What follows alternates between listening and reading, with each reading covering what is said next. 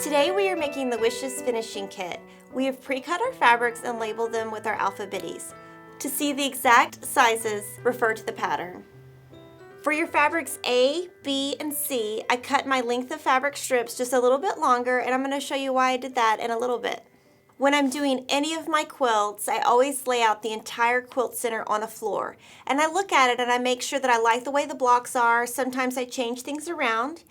And then I take a picture with my cell phone so I can remember how I want it. And when I piece my rows, I always piece one row at a time, iron. The next row, iron. So I don't get them mixed up. Each of our rows in this quilt include 3 blocks and 2 sashing strips. Let's get started on row 1. So now we're going to pin our fabric D sashing strips to our blocks. I'm going to pin these 2 together to start. My blocks never actually measure the 14.5-inch size. They're always just a little bit smaller. So I'm going to show you my tip on attaching the sashing.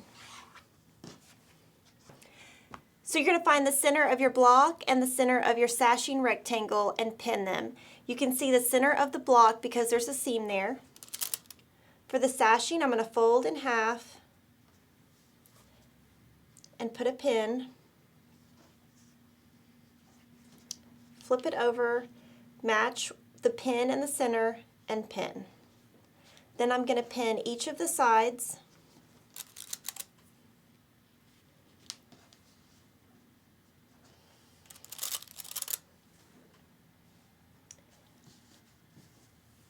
And then just each once in the center, and when you're sewing, this will all ease in.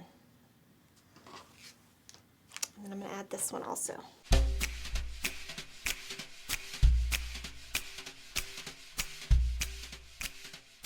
So now we're going to go to our sewing machine and we're going to use a neutral thread, a 2.0 stitch length, and a 1/4 inch seam allowance, and we're going to start sewing our row 1 together. As we sew row 1, I'm going to show you how you ease in your sashing size to your block. First, sew about 1 inch, and then I'm going to show you how to ease in. You don't want to ease in until you've sewn a little bit. When you're sewing the rows together, set your machine to have your needle down, and that's going to help with easing in. So now you've got your sashing on top, so you've got room to stretch. You take your pin and you pull it. When you pull, it makes the fabric on the top and the bottom flat, and that's going to ease it in.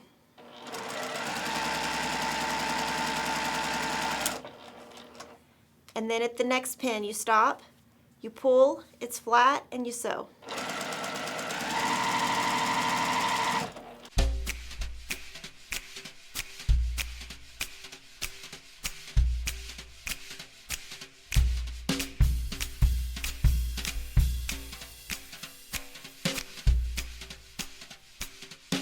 So now we're going to press our row.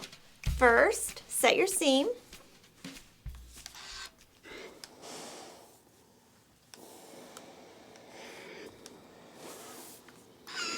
And then press toward the sashing.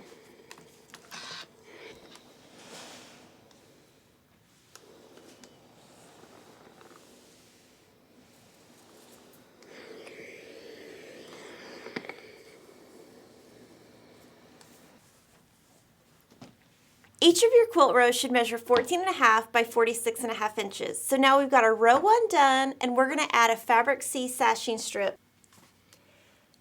So I've cut my sashing strip just a few inches bigger than it needs to be. And now I'm going to mark it and leave a little bit of a lip on the left and the right. I'm going to mark it at 46.5 inches. So I'm going to put a pin at the 46.5 inch mark and the 0 mark. Now that I've got that marked, I'm going to fold the strip in half, put the pins together, and mark the center of the strip with 1 pin.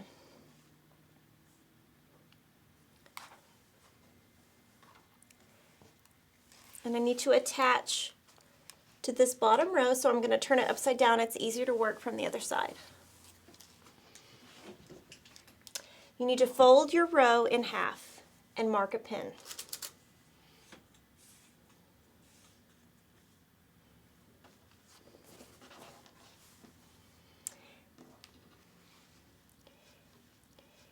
line your center pins up, and then on the edge, you're going to line this right on the edge and make one pin. Do the same thing on the outer. So it's just like when we're sewing blocks. And now you've got a little bit of wiggle room.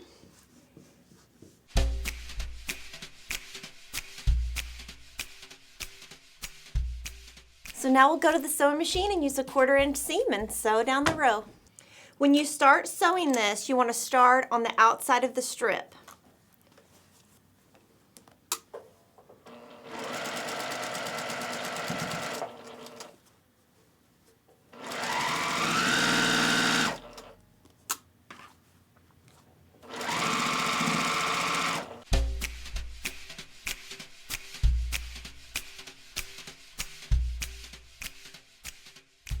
I went ahead and pressed towards our sashing strip, and now we're going to trim off each end. Just line up a ruler on the line with your seam and cut. That's going to give you a perfect edge on the side. Do that on both sides, and then keep sewing until you have your entire quilt center completed. Now your quilt center is finished. It should measure 46.5 by 62.5. And now we're ready to attach our side inner borders, and you're going to use the same technique you used when we did our sashing strips. So you take your fabric A strip, measure it, mark the center, and attach it to your quilt center.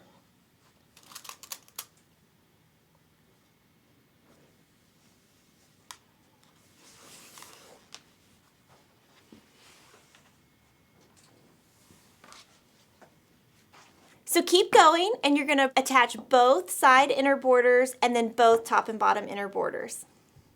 Now we're ready to make our outer border. To make your outer border, you're going to take your fabric E strips and cut each of them in half. So on the fold, I just cut. It doesn't have to be perfect. Then you're going to take a fabric E rectangle, put it right sides together with a fabric F rectangle.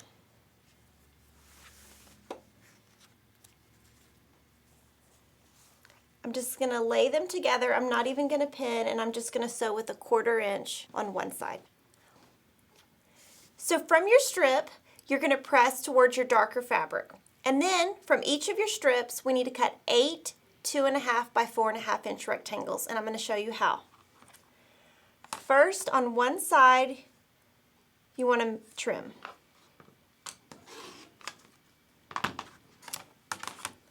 Then turn this over, and you need to cut 8 rectangles.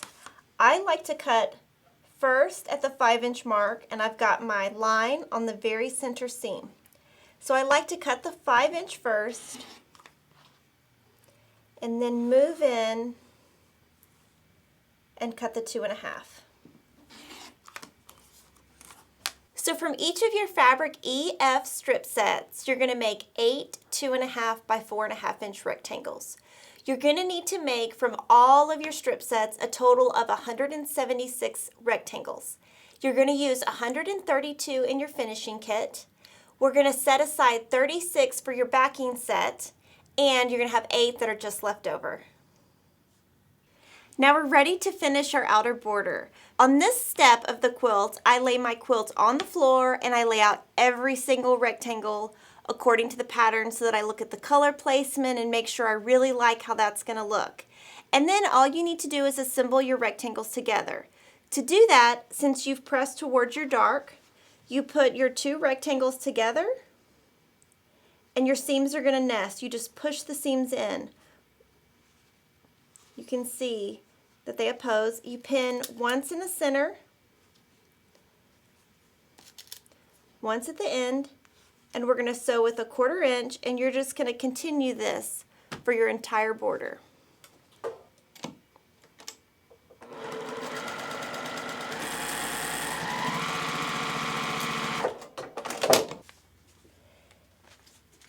continue sewing your rectangles, you're going to need 2 outer borders that have 35 rectangles and 2 top and bottom borders that have 31 rectangles. And now we're ready to actually attach the outer border.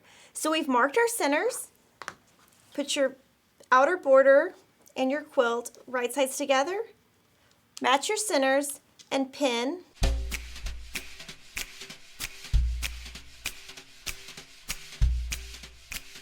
Now when we're going to sew the outer border to your quilt, I put the background fabric on top because there's less seams and you can really just ease in your border.